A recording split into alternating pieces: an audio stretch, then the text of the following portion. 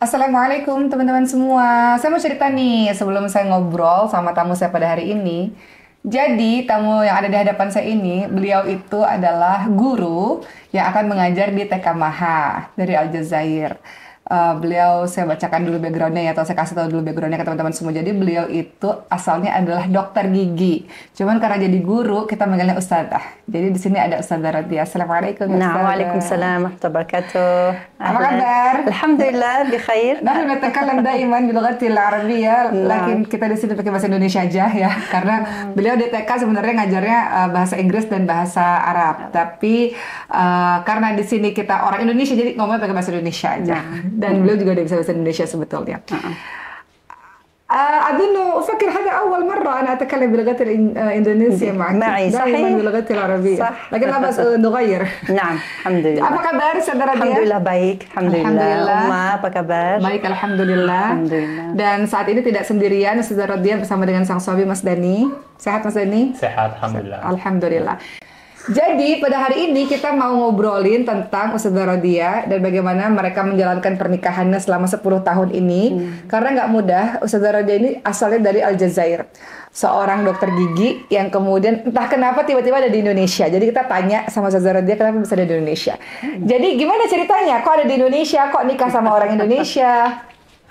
ya الحمد Siapa yang لله mulai dulu? Ustazah Rodia silakan. نعم بارك الله فيك بسم الله والصلاة والسلام على رسول الله pertama-tama barakallahu fiki Ummah untuk undangan ini yang barakah mungkin kita mau sampaikan nah Bagaimana ketika pertama kali ada di Indonesia, kemudian menikah dengan orang Indonesia? Nah, alhamdulillah ini takdir Allah Subhanahu wa taala pasti dan pilihan juga setelah takdir Allah Subhanahu wa taala ini sebuah pilihan dan bagaimana bertemu ya sama suami di internet Di online. internet. Oke, Nah. apa tuh namanya? Pengen tahu. Kalau ketemu sama orang tuh di internet itu apa? Nah, Facebook. Facebook. Kok bisa random tiba-tiba Yes. ketemu? Gimana ceritanya? Ya, it's a sign ya dari Allah Subhanahu wa taala. Jadi orang yang terpilih pasti akan di guide dia akan lurus ke orang itu, nggak akan ke sana kanan kiri ya. Oke. Jadi alhamdulillah begitu perkenalan dan أنا أريد أتكلم معك أولا. Jadi Mas Dani ini gimana tiba-tiba nemu Facebooknya? Ini kok ada orang asing gitu? Nyari apa gimana sih? Kok tiba-tiba masuk ke akun orang Ya kan Aljazair? kalau waktu dulu kita nggak kenal ya siapa, asal add aja waktu itu dulu. Oh, Jadi- ini Mas Dani duluan yang add gitu ya? Iya. Oh, namanya masa pencarian ya. Terus Iya terus. betul. Ya selang lama tahu ternyata dia perempuan juga. Awalnya belum tahu, interaksi biasa aja. Kenapa belum tahu perempuan? Fotonya nggak perempuan? Iya karena emang kita nggak masang foto kita. Mungkin saya masang kalau istri saya nggak. Oke, nah akhirnya komunikasinya gimana tuh awalnya? Pakai bahasa Inggris ya karena nggak bisa ini. Oh, Mas Dani tuh memang iseng nyari yang orang-orang luar biar bisa Iya suka belajar bahasa belajar asing bahasa aja. asing. Oke, akhirnya Ya ketemu terus ya entah kenapa kayak ada petunjuk aja terus. jadi proses pengenalannya itu pakai Facebook itu berapa lama itu? Proses ngobrolnya, chattingnya itu? Cuma beberapa satu bulan aja sih. mungkin Iya. nggak sampai Jadi 1 tahun. selang 1 tahun kita kenalan langsung ketemuan di Ketemunya di mana? awal ketemu di Jakarta sini. Ustazah Ini- Rodia yang datang ke Jakarta. Ya, ini mungkin ya agak Allah. special istimewa ya. Tapi alhamdulillah. Hebat. Alhamdulillah. Kenapa nggak Mas Dani ke sana ke Aljazair? Iya, Ada itu. ceritanya di Coba ceritain. Betul. Boleh saya maaf. Itu ada ceritanya yang mungkin kami yang mau sampaikan dan inspire other people ya. Karena di agama kita pun, of course di Islam kita ini nggak dibatasin apa namanya? Karena kami di jalan Allah Subhanahu Wa Taala, maka kita harus yakin, Iya, insya Allah, kita yakin bahwa Allah Subhanahu Wa Taala yang taruh kita di posisi ini atau di. Oke. Jadi begini ceritanya, suami saya yang duluan usaha untuk datang ke Aljazair. Oh, oke. Nah, Setelah itu? pasti betul. Tapi karena susah ya mungkin karena ini ya polisi dan apa namanya di Kebijakan-kebijakan. Aljazair itu susah untuk mendapatkan visa untuk masuk ke negara Aljazair karena mungkin ada beberapa alasan ya politik semacam ini. Jadi susah untuk selain businessman, selain ini susah. Paham. Makanya alhamdulillah dan waktu itu waktu pas akhir pertemuan akhir ta'aruf kita itu saya dapat beasiswa di Indonesia. Dan saya diterima. Oh, jadi Ustaz Zahrudin ini sekolah lagi di Indonesia. Di Indonesia. Sekolah apa di Indonesia? Di UM Bahasa Indonesia dan Budaya. Bahasa dan Budaya Indonesia. Oh, di mana kampusnya? Di UM Malang, di Malang. Oh, oke. Dan kebetulan alhamdulillah itu dekat rumahnya suami.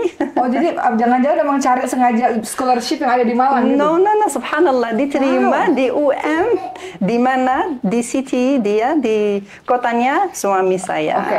Jadi sebelum kenal sama Mas Dhani ini memang Ustaz Zahrudin sudah tertarik sama Indonesia? Betul. Atau baru kenal Mas Dhani baru senang sama Indonesia? Sebelumnya, betul. Wow. Betul. Atau bersamaan karena kami yakin ya, saya yakin alhamdulillah dengan kata-kata Allah Subhanahu wa taala di mana Allah berfirman di ayat yang artinya waja'alnakum syu'uban wa qabaila lita'arafu. Ini artinya kami ciptakan kalian dengan banyak macam suku-suku dan untuk saling mengenal.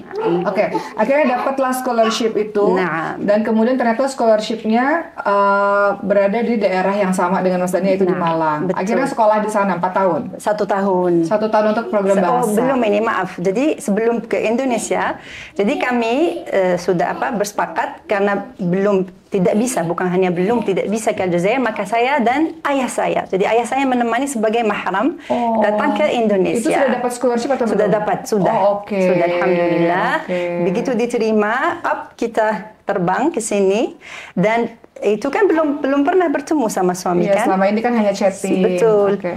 Jadi kita ini juga punya prinsip alhamdulillah yang untuk tidak pacaran. Alhamdulillah.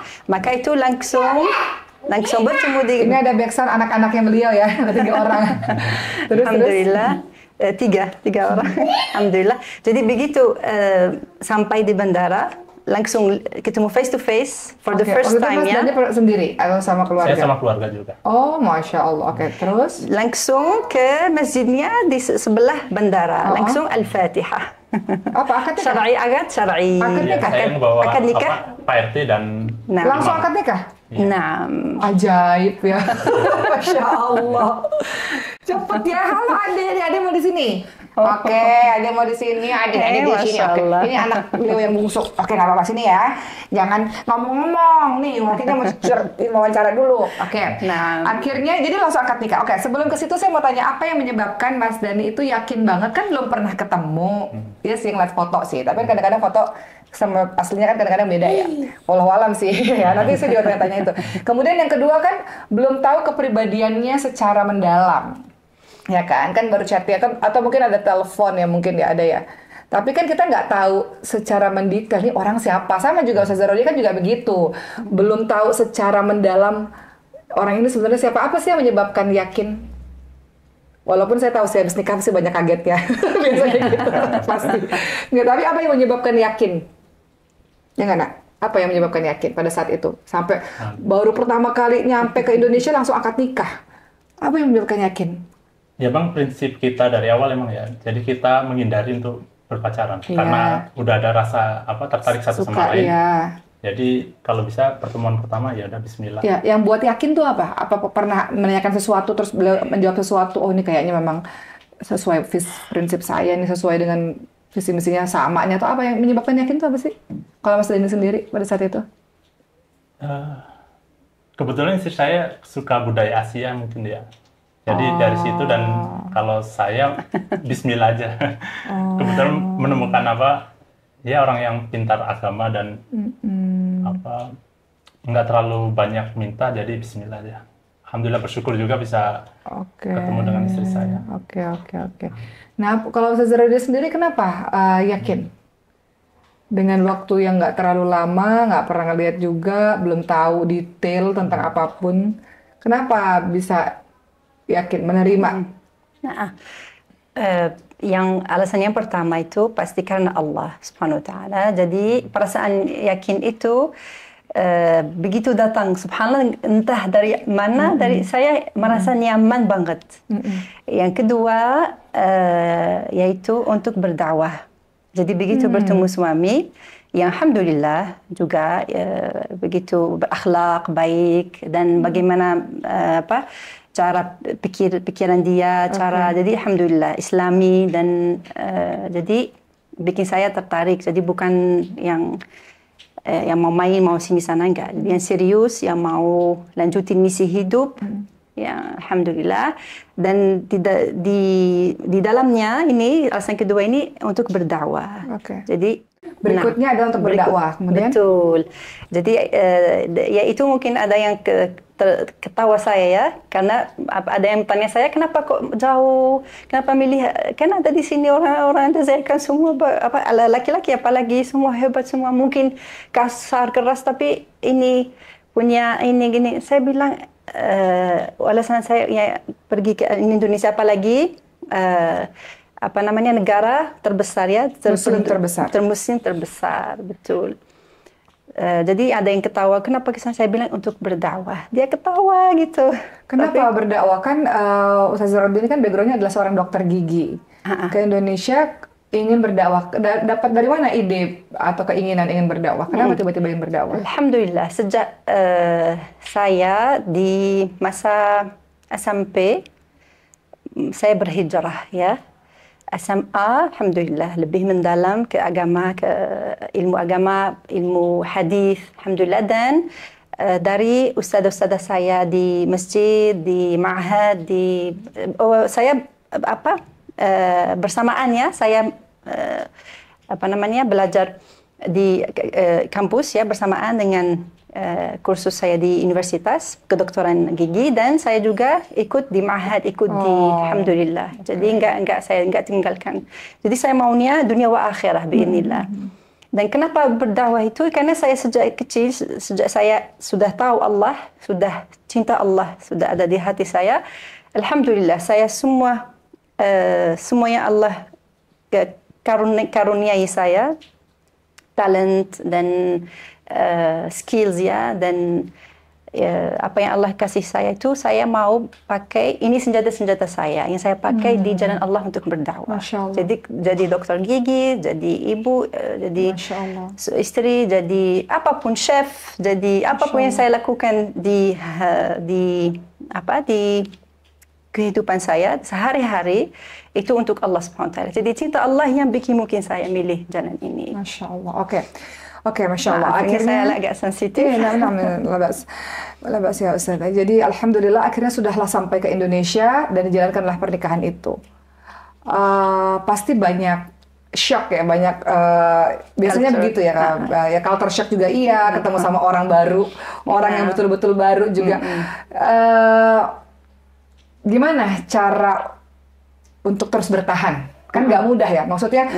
Kan akhirnya kan ayah harus pulang kembali ke Aljazair, tinggallah seorang diri di negara orang, nggak punya siapa-siapa ya selain suami. Kadang-kadang kan sama hubungan sama suami nggak selamanya manis, kadang-kadang juga ada sedihnya juga gitu. Pasti berat sekali. Kadang-kadang mungkin ada perasaan lonely, ada rasa sepi, ada rasa mungkin pengen kumpul sama keluarga lagi. Bagaimana Ustazah Rodia menjalani ya semua pernikahan pasti gitu ya teman-teman semuanya, ada manisnya, ada sedihnya, itu pasti.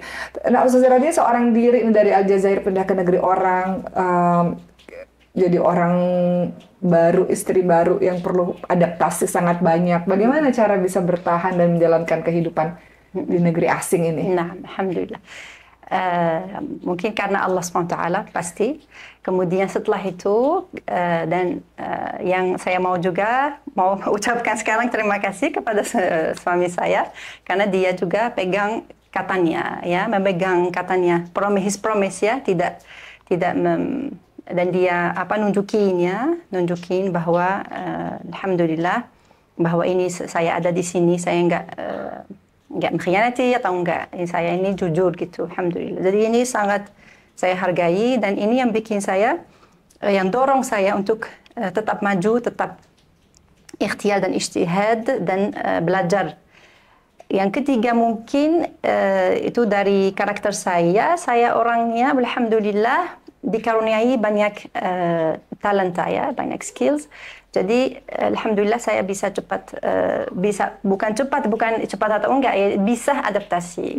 Jadi apakah cepat atau lama itu tergantung. Jadi alhamdulillah di semua bidang ya. Jadi saya fast learner. Dan mungkin misalnya kalau Uma kasih saya ingredient bahan-bahan, misalnya saya bikin rendang sekarang, saya bisa sekarang bikin rendang. Jadi alhamdulillah fast learner dan suka banget learning. Saya suka banget belajar, tetap karena ini semua ilmu itu untuk Allah Subhanahu wa taala. Sebelum kita ke Mas Dhani ya. Mas Dhani kan ya, sebelum kita ke Mas Dhani nanya ke Ustazah Rodia dulu. Ustazah Rodia kan seorang dokter gigi ya, maksudnya belajarnya kan susah. Kalau di Indonesia juga mahal gitu ya, untuk biasa kuliah ke dokter gigi mahal, belajarnya susah, bukannya mudah. Sampai ke Indonesia nggak bertugas sebagai dokter gigi, karena memang susah ya kerja di Indonesia dengan ijazah dari luar negeri. Kemudian menjadi seorang guru. Itu juga nggak mudah ya, maksudnya perasaan seperti itu kan nggak mudah, udah kuliah tinggi-tinggi, kuliah bagus-bagus, sampai di negara orang, ya akhirnya kadang-kadang jadi guru, kadang-kadang jadi ibu rumah tangga. Nah itu bagaimana cara, sebelum kita ke Mas Dhani ya, bagaimana cara untuk, ini jalan saya seperti ini memang gitu. Akhirnya nggak bisa jadi seorang dokter gigi yang selama ini diimpi-impikan ya, walaupun dakwah juga, cuman gimana rasanya pada saat itu dan sekarang? Mungkin sumber kekuatan saya ya, yang pertama itu pasti itu selalu kembali ke Allah Subhanahu wa taala, dan bersyukur kepada Allah Subhanahu wa taala atas segala nikmat, karena apa yang saya punya itu nikmat dari Allah, dan saya punya banyak nikmat. Jadi bukan hanya saya diambil satu hal, saya enggak akan fokus, saya akan lupa nikmat yang lain. Enggak, ini namanya, tapi perlu ijtihad luar biasa, perlu jihadun nafs ya, perlu usaha diri. Bagaimana caranya? Caranya ya Allah, itu harus maksa diri pasti untuk beribadah, karena ibadah itu sumber pertama untuk jadi muslim yang lebih kuat, yang lebih baik. Yang kedua, ketika membaca, ketika menonton, ketika selalu sesuatu yang bermanfaat, yang tarik kita untuk selalu ingat kembali nikmat-nikmat Allah Subhanahu wa taala.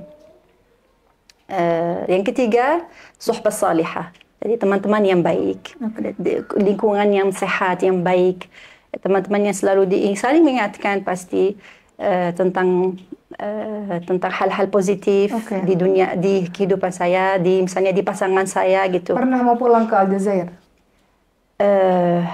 Itu pasti, jujur ya, jujur itu seperti semua pasangan pasti kita punya ups and downs. Jadi pernah juga mau pisah juga ada.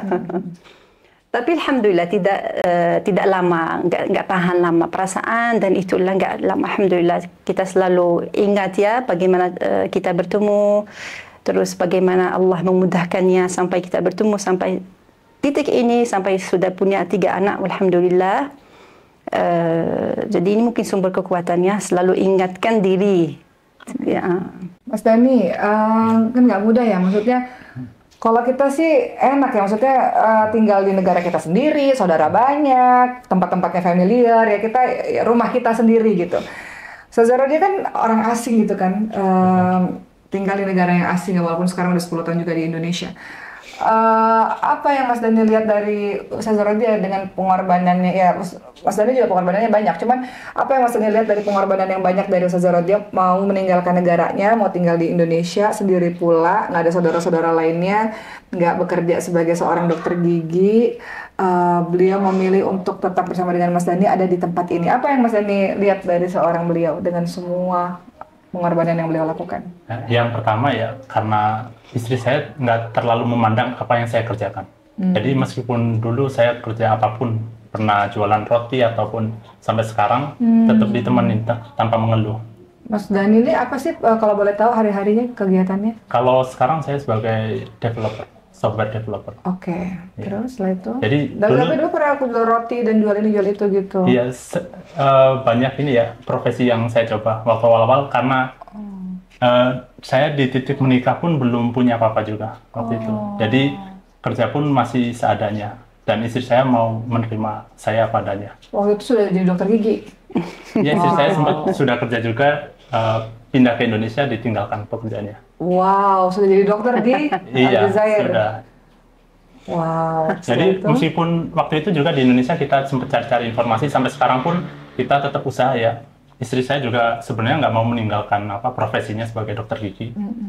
Jadi kalau mungkin suatu hari memang Allah takdirkan untuk kerja di Indonesia, mungkin istri saya siap.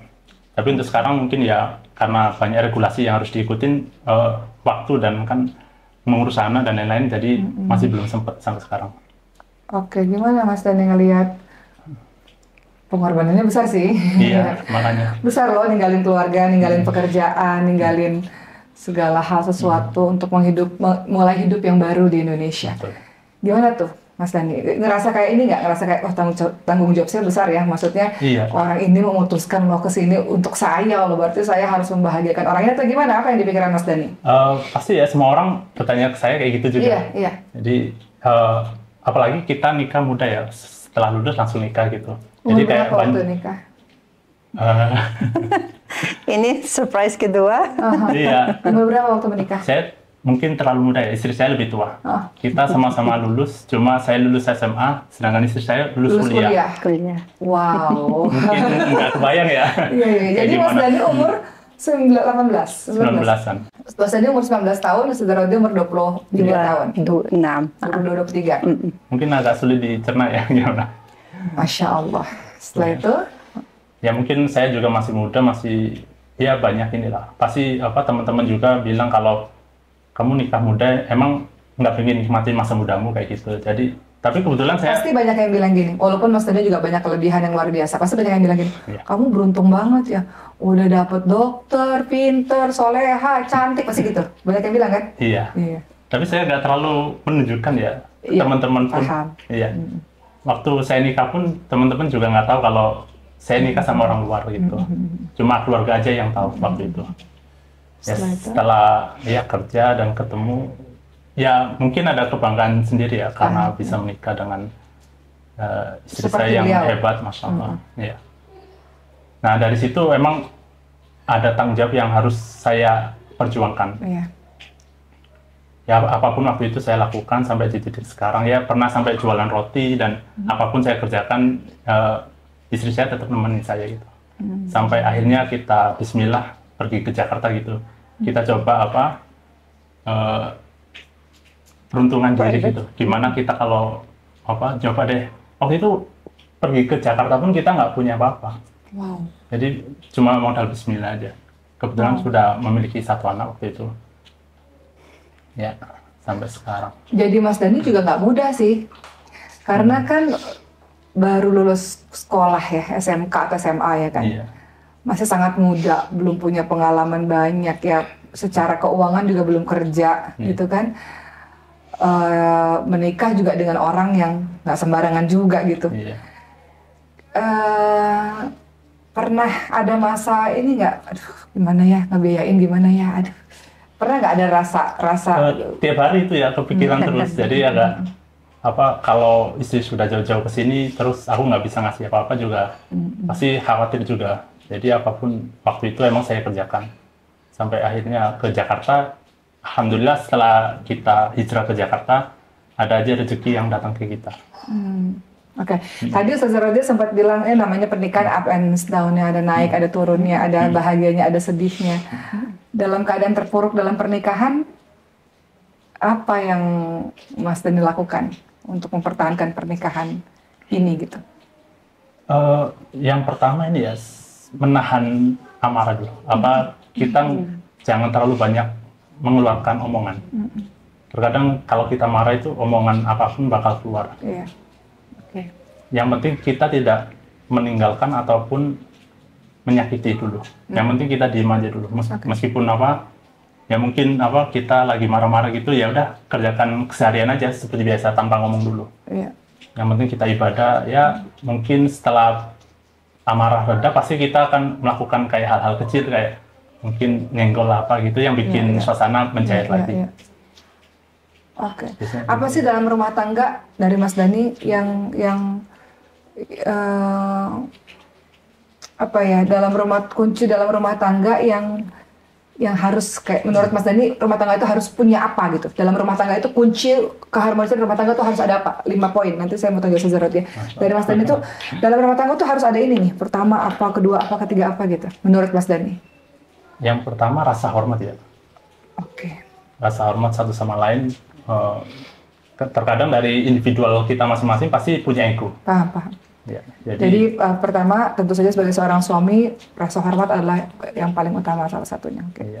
Kemudian dan tetap ini ya, kita mengutamakan ibadah, menjunjung ibadah. Jadi jangan asal sebagai lelaki nih kayak kita jangan ibadah sendiri gitu, kayak kita mungkin bisa leluasa keluar ya untuk ikut kajian atau apapun gitu. Tapi kalau bisa meskipun kita di luar, kita membagikannya di dalam rumah. Kayak istri juga suka sekali kalau sholat Jumat itu dia selalu nanyakan ke saya tadi isi dakwahnya apa gitu. Jadi secara nggak langsung dari saya pun harus ini fokus. Gitu. Ya. Yang ketiga, jadi dalam rumah tangga itu yang paling penting adalah rasa hormat. Kemudian yang kedua adalah kecenderungan terhadap agama baik suami dan istri. Yang ketiga, menurut Mas Dhani yang penting banget dalam proses hubungan suami istri ini apa sih? Komunikasi mungkin atau komunikasi pasti saling percaya atau apa? Ya, komunikasi pasti itu jadi biar nggak ada salah persepsi setiap kali kita melakukan. Mungkin kayak saya mau keluar kemana dikit harus dikomunikasikan. Atau ada mungkin kesalahpahaman harus dikomunikasikan kayak gitu. Keempat, dalam rumah tangga harus ada apa di rumah tangganya Mas Dhani? Ya, banyak. Dalam rumah tangga Mas Dhani harus ada apa menurut Mas Dhani? Apalagi ya? Apa cukup 3 itu dulu? Ustaz Zaradia. Menurut Ustaz Zaradia, 3 hal dalam rumah tangga yang paling penting itu apa? Dalam rumah tangga yang ingin dijalanin. Yang pertama itu ibadah, ya, diusahakan dan maksa diri. Karena ini adalah booster kita untuk menghadapi segala hal di dunia, bukan hanya soal pasangannya. Yang kedua, mungkin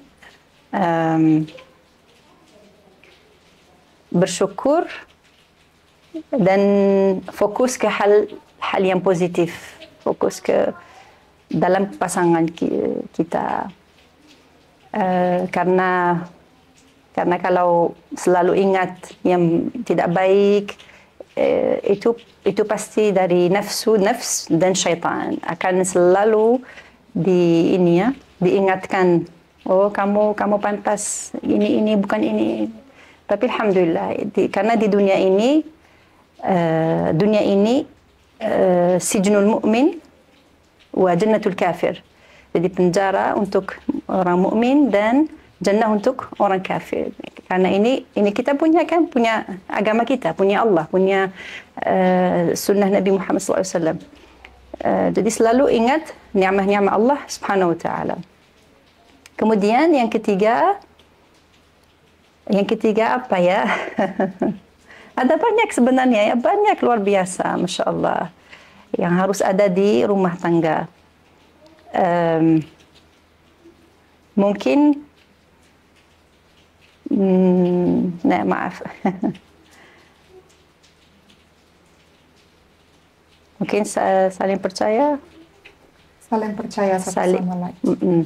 Saling menjaga kepercayaan. Saling menjaga kepercayaan. Ya, mungkin yang poin ketiga, saling menjaga kepercayaan satu sama lain.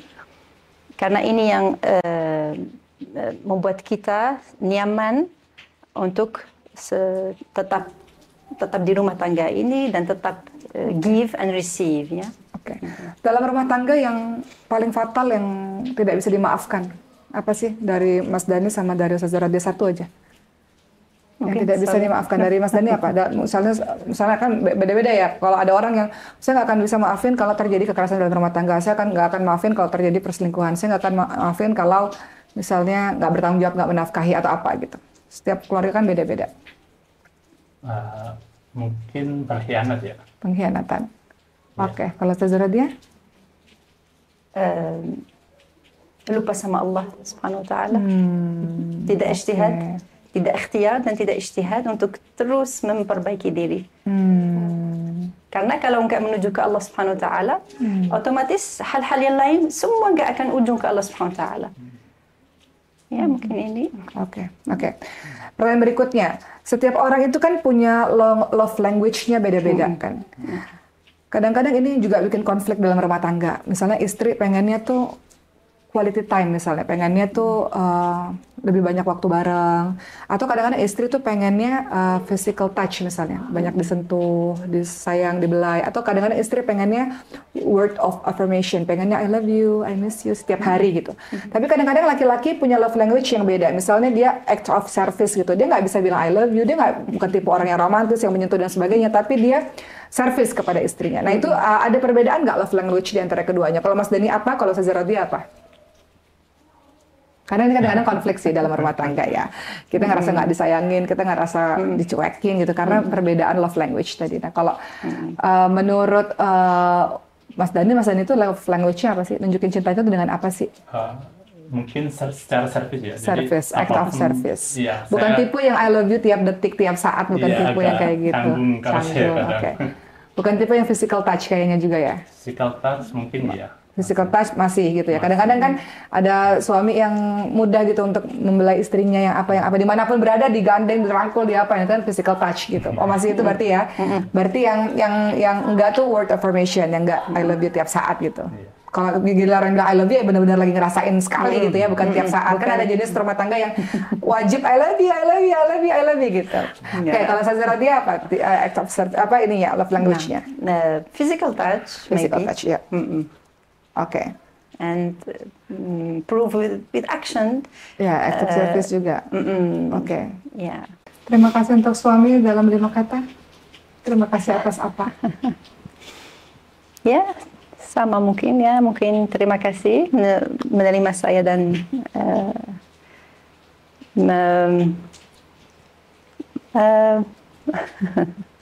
menerima ya, accept ya, menerima saya. Dan terima kasih untuk selalu mau usaha. Dan terima kasih untuk jadi ayah anak-anak saya. Maaf.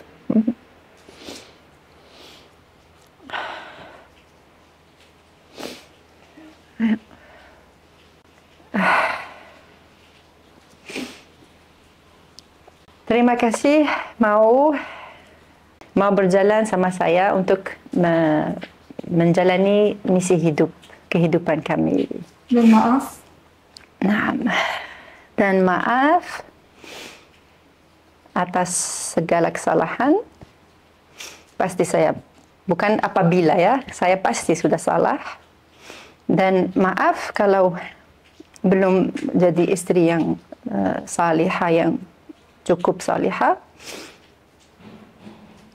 Dan maaf atas temper saya.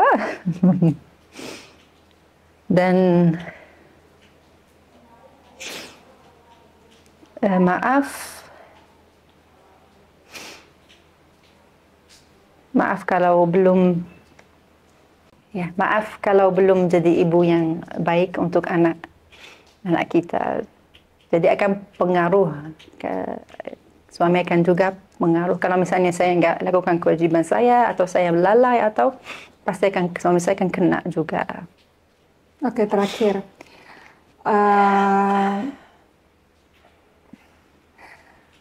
Terakhir saya kalau boleh saya pengen, terserah Mas Dani mau ngomong apapun, tapi kalau boleh ya, Mas Dani ngelihat wajahnya Mbak Rodia ngelihat Ustazah Rodia ngelihat wajahnya Mas Dani.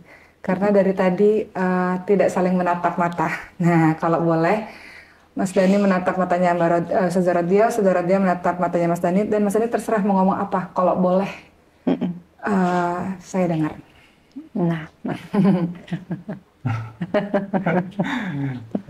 Jangan kemana-mana, matanya dilihat istrinya. Nah, gitu. Mau bicara apa sama istrinya yang selama ini terpendam di dadanya?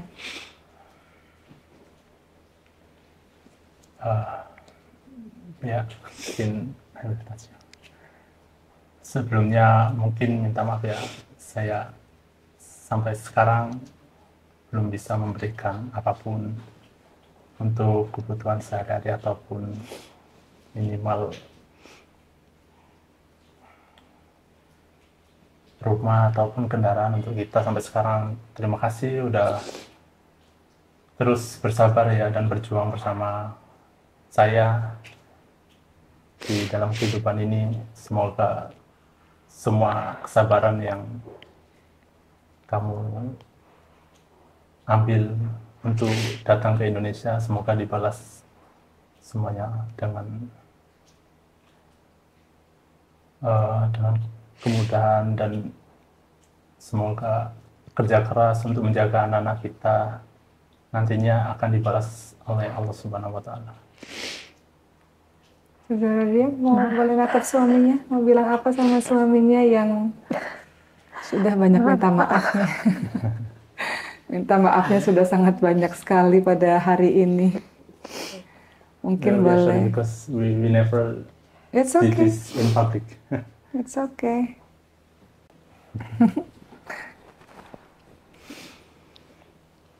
Saya juga maaf, dan saya maunya kita selalu ikhtiar dan ijtihad, selalu usaha untuk tetap di jalan Allah bersama-sama,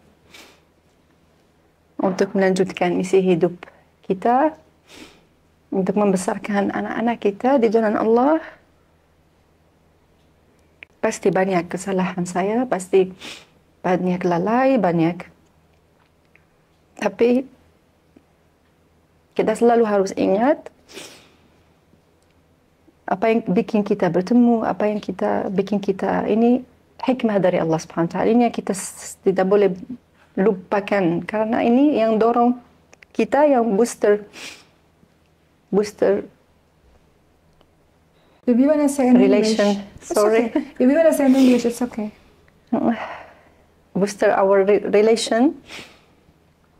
Jadi yang saya minta ini, kita tidak boleh sampai menyerah, sampai kalah sama nafsu kita, sama syaitan.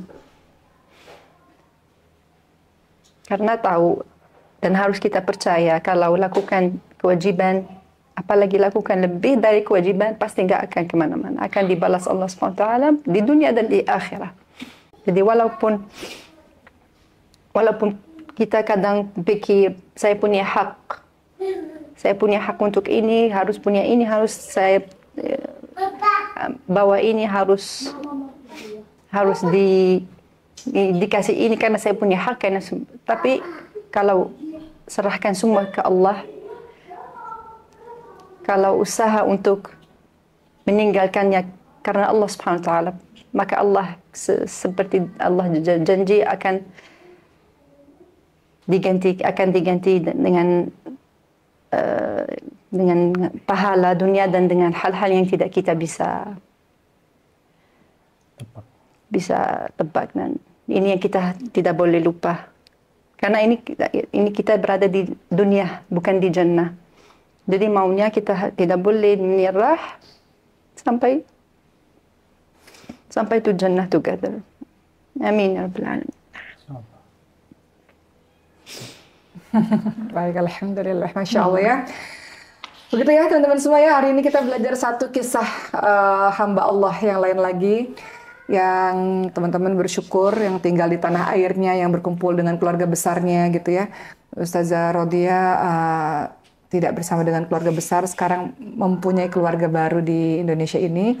Tapi tentu dari cerita ini kita tahu bahwa nggak mudah ya menjalankan kehidupan di negeri yang asing. Tapi alhamdulillah dengan Allah karuniakan 3 anak jadi sumber kekuatan, dan juga dengan suami yang masya Allah yang tadi dikatakan lembut dan penuh kesabaran dan tetap terus mau berjuang. Juga alhamdulillah Mas Dhani juga punya seorang istri yang menerima, ya seorang istri yang juga saling mengingatkan satu sama lain. Ya tentu setiap pasangan ada kelebihan dan kekurangannya ya, tapi tadi Ustazah Rodia menceritakan pada kita ya jangan fokus pada kekurangannya, fokus pada kelebihan-kelebihan yang ada, fokus pada nikmat yang sudah Allah berikan, jangan fokus kepada kesedihan-kesedihan. Dan tadi beliau juga pesan bahwa bertahan ya, untuk tetap terus bertahan dan tidak menyerah gitu. Wah, Masya Allah ya. Mudah-mudahan hari ini kita dapat pelajaran banyak. Kita doakan Ustazah Rodia nanti insya Allah bulan Juli udah siap mengajar di TK Maha ya, membersamai anak-anak semuanya. Dan beliau tidak hanya seorang dokter gigi sebenarnya, beliau sangat fasih bahasa Arab, bahasa Perancis, bahasa Inggris, kemudian bahasa Indonesia juga alhamdulillah. Kemudian beliau sebenarnya juga guru Quran. Juga Mas Dani ini adalah seorang yang bekerja dalam dunia IT sebetulnya. Jadi kita doakan semoga Allah mudahkan keluarga beliau dan keluarga kita semua. Amin. Dan Allah jaga kita semua insya Allah. Amin. Terima kasih Ustazah Rodia, terima kasih Mas Dani, semangat selalu. Amin. Dan terima kasih sudah mau berbagi kisahnya, supaya kalau ada yang merantau jangan merasa sedih, bertahan seperti yang dilakukan oleh beliau ini. Terima kasih udah nonton, kita ketemu lagi di podcast berikutnya. Assalamualaikum. Assalamualaikum. Assalamualaikum.